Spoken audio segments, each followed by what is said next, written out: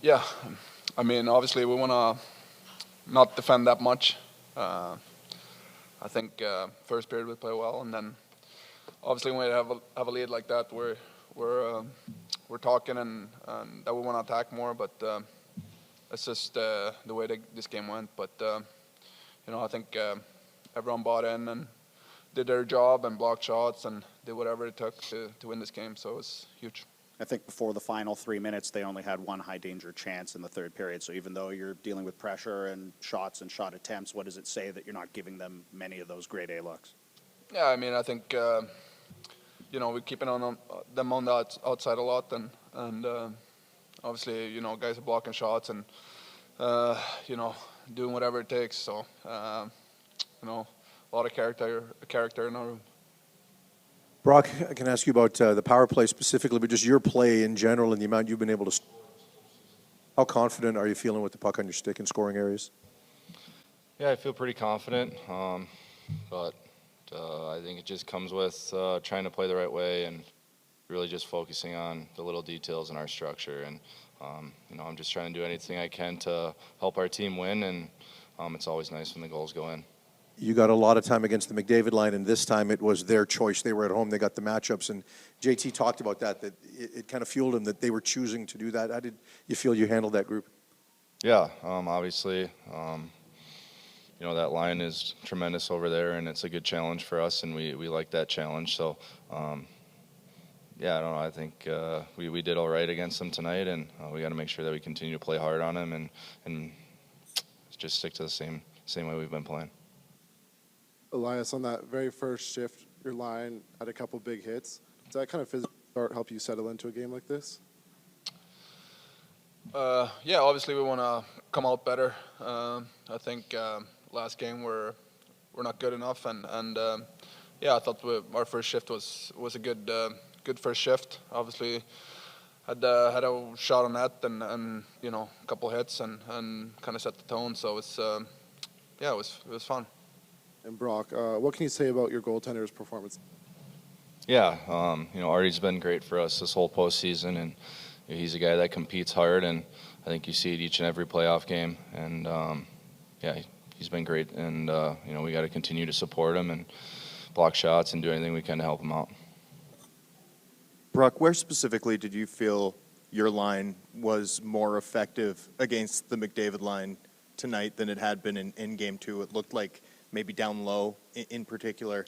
Yeah, it's no question that line dominated us in Game 2 at home, and we obviously looked at some video and we talked about some things that we'd like to do better, and I thought we played against them better tonight. Obviously, that line is all three of them have had great years. Obviously, probably two of the best players in the world, and it's a challenge, and we knew they were going to push back, and it's just, I think, just sticking to our structure and believing in our system helps us get the job done. When you score your second goal, but in building, it seems like it's a natural hat trick. I'm guessing you knew it wasn't, given that Lindholm. I saw him tip the first one. Well, yeah, he took the fist bump line first, right? Yeah. You knew. Have you ever had hats thrown for what you know is not a hat trick before? What was your reaction in the moment? Yeah, I don't know. I was pretty confident he tipped the first one, and then when the hats came on, I was like, I don't know if I got the hat trick or not, but I didn't really care. I think it was just some big goals there, and just want to continue to build off that.